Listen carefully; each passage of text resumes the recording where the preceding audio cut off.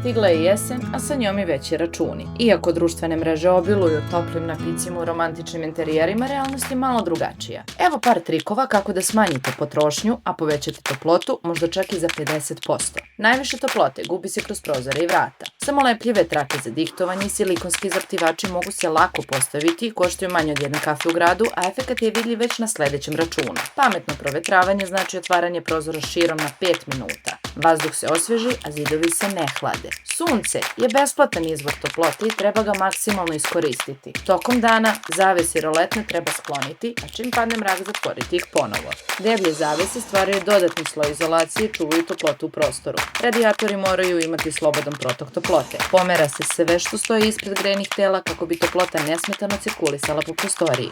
Ne čuvajte ovo samo za sebe, podelite sa prijateljima i uštedite zajedno.